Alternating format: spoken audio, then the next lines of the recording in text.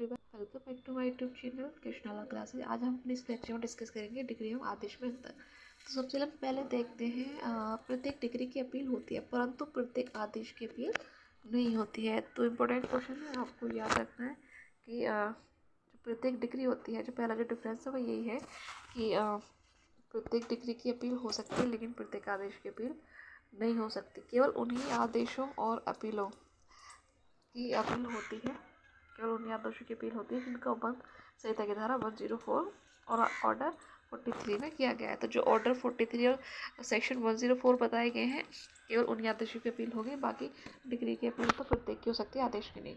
Appeal में पारित degree के विरुद्ध कुछ आदेशों में द्वितीय अपील हो सकती है। जो अपील में पारित डिग्री है उसके विरुद्ध कुछ दशाओं में द्वितीय अपील हो सकती है, किंतु आदेशों के विरुद्ध द्वितीय अपील का कोई प्रावधान नहीं है। मतलब डिग्री के विरुद्ध तो कुछ दशाएं दी हुई हैं, उसमें सेकंड अपील हो सकती है लेकिन आदेशों के विरुद्ध कोई सेकंड अपील नहीं होगी। पहले बात तो इनकी फर्स्ट अपील ही बहुत रेयर केस में हो रही है, तो सेकंड अपील का कोई मतलब ही नहीं है। तो सेकंड ग्राउंड ये हो गया डिफरेंस। उसके बाद डिग्री प्रारंभिक या अंतिम दोनों हो सकती है, जबकि आदेश प्रारंभिक होता ही नहीं है।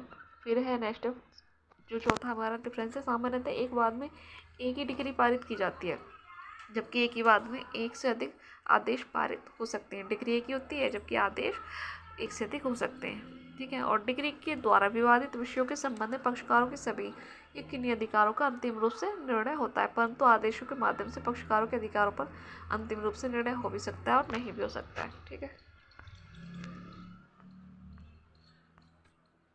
नेक्स्ट है प्लीडर की संहिता की धारा 215 में परिभाषित किया गया है, ठीक है।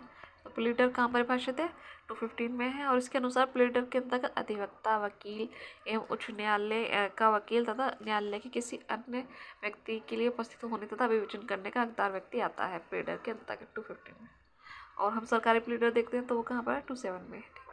और लोक अधिकारी को संहिता की धारा 270 में परिभाषित किया गया है। संहिता की धारा 3 न्यायालयों के अधीनस्थता के बारे में प्रावधान करती है, ठीक है। और इसके अनुसार जिला न्यायालय, उच्च न्यायालय के और जिला न्यायालय में और श्रेणी का प्रत्येक सिविल न्यायालय और लघुवाद न्यायालय उच्च न्यायालय और जिला न्यायालय के अधीनस्थ है, ठीक। और नेक्स्ट है जिला न्यायालय की पीठासीन अधिकारी अर्थात जिला न्यायाधीश, जो दीवानी मामलों की सुनवाई करते हैं, ठीक है। कौन? जिला न्यायालय का पीठासीन अधिकारी और जिला न्यायाधीश। जब वे दीवानी यानी सिविल मामलों को सुन रहे होते हैं तो जिला जज कहे जाते हैं, किंतु जब वे आपराधिक मामले की सुनवाई करते हैं तो सत्र न्यायाधीश। वेरी इंपॉर्टेंट है, यहाँ से क्वेश्चन देखो बनता है कि ये पूछ लेते हैं सत्र न्यायालय कौन है, और कभी कभी ये भी डिफरेंस हम कर नहीं पाते कि सत्र न्यायालय कौन है, जिला न्यायालय कौन है। तो जब वे सिविल कार्रवाई या कि उन सिविल मामलों को सुनते हैं तो वो जिला जज होते हैं, जब वो आपराधिक मामलों को सुनते हैं तो सत्र न्यायाधीश। संहिता की धारा 5 में यह बंद किया गया है कि राजस्व न्यायालयों के संबंध में राज्य सरकार यह घोषणा कर सकती है कि सिविल प्रक्रिया संहिता 1960 के कौन से उपबंध लागू होंगे या नहीं लागू होंगे, ठीक है। सेक्शन 5 बताता है कि राजस्व न्यायालयों के संबंध में राज्य सरकार घोषणा करेगी कि सीपीसी कौन से उपबंध लागू होंगे या नहीं लागू होंगे, ठीक है। और यदि राजस्व न्यायालय को लागू किसी विशेष अधिनियम है, किन्हीं प्रक्रियात्मक बातों के संबंध में ऐसा विशेष अधिनियम मौन है, तो राजस्व न्यायालय के संबंध में धारा 5(2) में स्पष्ट किया गया है कि वे न्यायालय राजस्व न्यायालय हैं जो कृषि प्रयोजनों के लिए प्रयुक्त भूमि के भाटक राजस्व या लाभों से संबंधित वाद अन्य कार्रवाई को ग्रहण करने की अधिकारता इसे स्थानीय विधि के अधीन रखते हैं। अब हम प्रश्न कोश देख लेते हैं। तो भारत में सिविल प्रक्रिया संहिता कब तथा किसके द्वारा पारित की गई थी? तो ये सबसे पहले सन 1859 में अंग्रेजों द्वारा इसे चार्ल्स वुड के निर्देश पर संहिताबद्ध किया गया था। सबसे पहले 1859 में। सन 1859 की सिविल प्रक्रिया संहिता किन स्थानों पर लागू हुई? तो ये प्रेसिडेंसी नगरों पर ही लागू थी, ठीक। और सन 1859 के बाद किन वर्षों में सिविल प्रक्रिया संहिता पारित की गई? फिर उसके बाद 1877 में, 1882 में और 1908 में, ठीक। और वर्तमान में भारत में कौन सी सिविल प्रक्रिया संहिता लागू थी? 1908 है। सिविल प्रक्रिया संहिता 1908 कैसी विधि है? प्रोसीजरल है। और सिविल प्रक्रिया संहिता 1908 में संशोधन किन किन वर्षों में किए गए हैं? और 1976, 1999, 2002 में। तो सिविल प्रक्रिया संहिता 1908 कब प्रवृत्त हुई थी, यानी इन्फोर्समेंट कब हुआ था इसका? 1 जनवरी 1909 को, ठीक है, according to section 1 sub clause 2 के अनुसार। और सिविल प्रक्रिया संहिता संशोधन अधिनियम 2002 कब से लागू थे? 1 जुलाई 2002 से, ठीक है। इंपॉर्टेंट क्वेश्चन है, ये पूछ लिया जाता है यहाँ पर, ठीक है। कब से लागू हुआ था? अमेंडमेंट एक्ट 2002 1 जुलाई 2002 से। सिविल प्रक्रिया संहिता 1908 कितने खंडों में विभाजित है?